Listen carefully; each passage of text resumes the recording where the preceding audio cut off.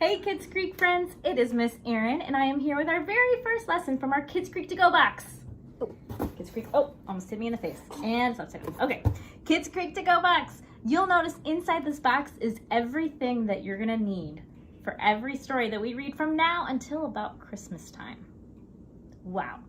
Inside are gonna be all these activities and arts and crafts and challenges. So keep this box handy, put it someplace you're not gonna lose it. And each week you can either read it on your own or pop in for a video from me or anybody else from the Kids Creek team. So, should we get started with story number 1? I've got some helpers here today. For one, Violet, my daughter. Violet, come on up. Like now. Come on, now. Okay, here's Violet. She is in the 5th grade now. Violet, say hello. Hello. Hello. And because we usually start with I look shorter than you. Okay, so we usually start with, in Kids Creek we do snack and prayer and then memory verse. We're gonna do memory verse right now. I'm gonna assume you've had a snack already, okay? Excellent. I've had lunch. My other daughter, Louisa, my 3rd grader, she's gonna help us out today too. We are doing memory verse. You guys ready? Yeah. Okay, let's do this. Let's do this. You guys have to stand up at home too. Remember, we like to get our whole bodies moving, okay? So, here's what we'll do. I will say the first line, and you guys will say it after me. Then, we'll think of some hand motions and do it all together. Sound good?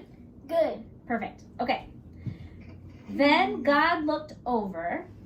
Then God looked over All God had made. all God had made, And God saw that it was very good. and God saw that it was very good. This is from Genesis, This is from Genesis chapter 1, chapter 1, verse 31. verse 31. Perfect. All right. You guys ready for some hand motions? Yeah! Are you guys ready for some hand motions? You guys can either do what we're doing or make some up on your own. It's your body. You do it. All right. Then God, Then God how about this? Looked over. looked over Uh-huh.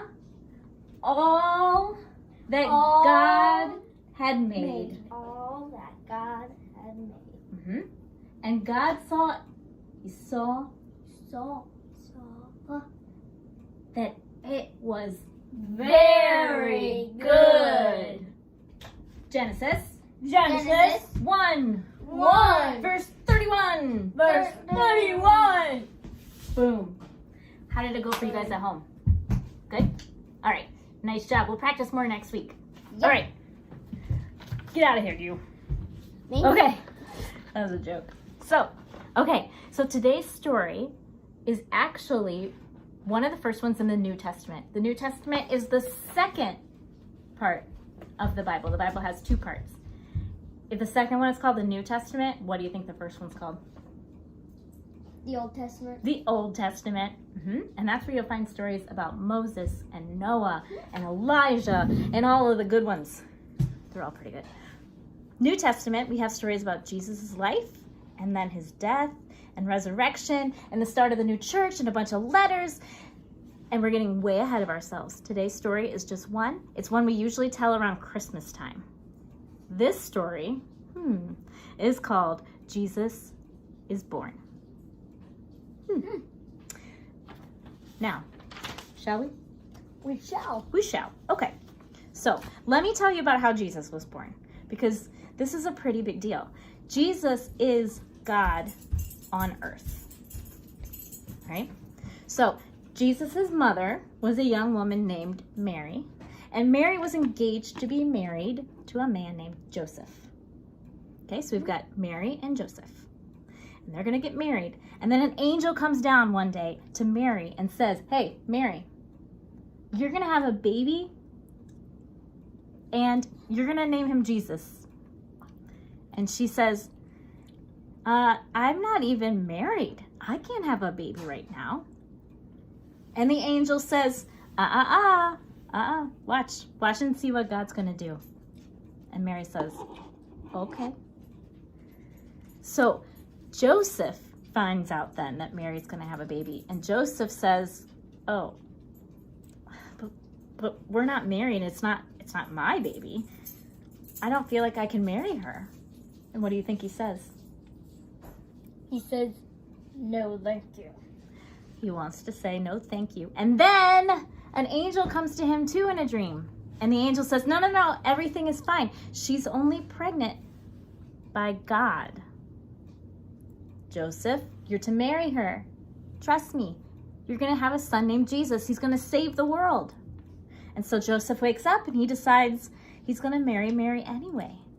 Whoa.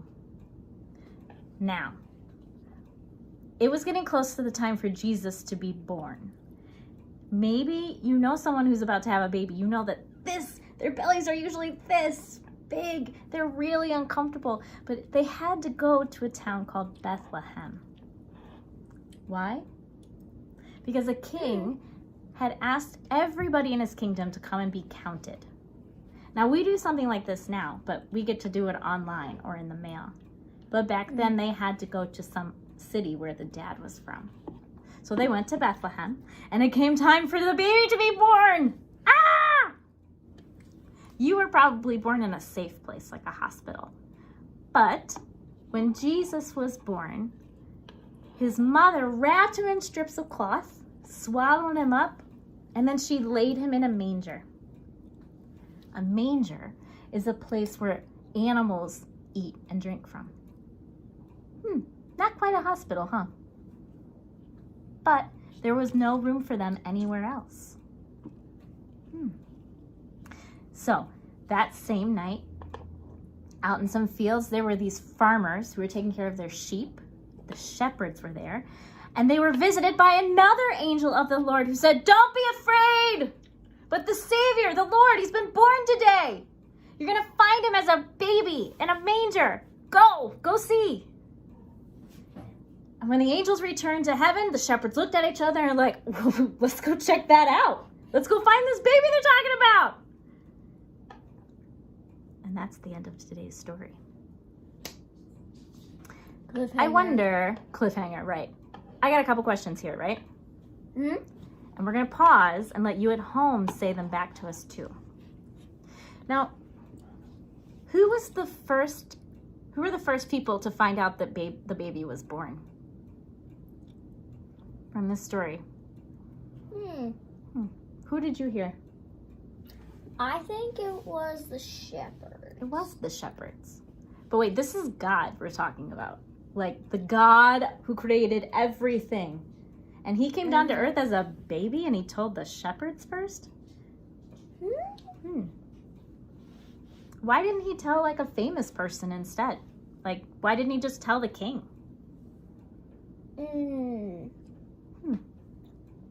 Let's think about that. So I wonder another question too. So every year we tell this story at Christmas time.